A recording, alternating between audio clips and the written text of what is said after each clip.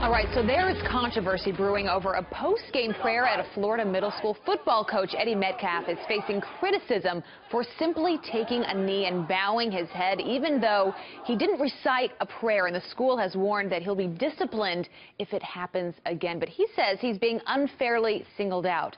Coach Eddie Metcalf joins us now, along with Jeremy Dice, counsel at the First Liberty Institute. Good morning, gentlemen. Thanks for being here. Good morning. Thanks for having us. Good morning. Right, Jeremy, help lay out what happened here, because this all started based off a video that someone saw on Facebook. And this is a routine that you and your players have done for a long time, where a prayer is done after the game, and now it's turned ugly. Help us understand what happened. Well, the coach, Eddie, here, they have a post-game meeting after all their games, and they go over the X's and the O's, what you did right, what you did wrong, and what's going to happen next. Right after that, they take a knee and they do this little post-game chant, and it's been a tradition for years that the students right after that lead out on the Lord's Prayer. It just so happens that the coach was on his knee during that time, and he didn't feel like it was very respectful to pull away during that time. And so, shockingly, the Freedom from Religion Foundation decided to send a really threatening letter to an otherwise really great school district there in the Panhandle of Florida. And as a result of that, I think the school district was really put in a bind, and I really feel horribly for that school district, because, you can line up 10 judges, and 5 of them would go one way, 5 might go another way. But this is a gray area that they made, the Freedom from Religion Foundation made it sound like it was a dead deal. And unfortunately, Coach got caught kind of in that crossfire. Yeah, and here's the statement from the Freedom from Religion Foundation. They say Coach Metcalf's conduct is unconstitutional, all because he endorses and promotes his religion when acting in his official capacity as a school district employee.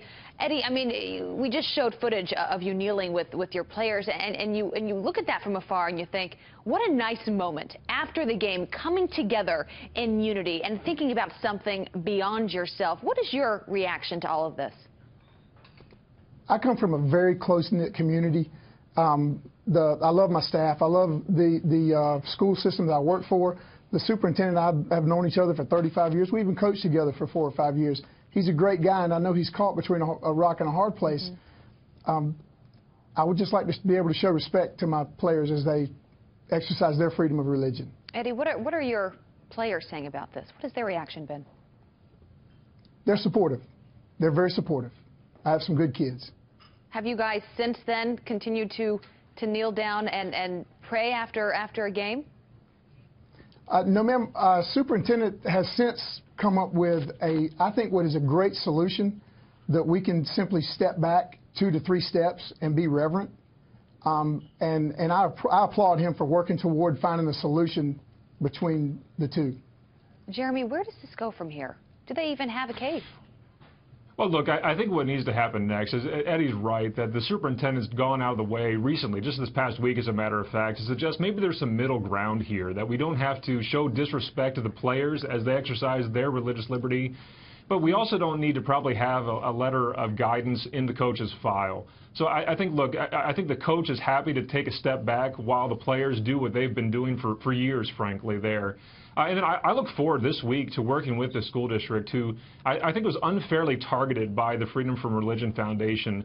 And I think they're just trying to do the right thing. I think the reasonable and right thing is for the coach to take a step back, but let's get rid of that letter in his file so that he can have a good employment record like he always does. Yeah, Eddie, as I was saying, it's nice to see the team coming together. Just real quickly, what does that do for the morale of your team when you do all get together and you pray, or you have a chant together? You're all in one space thinking about something, as I said, that's bigger than, better than yourself.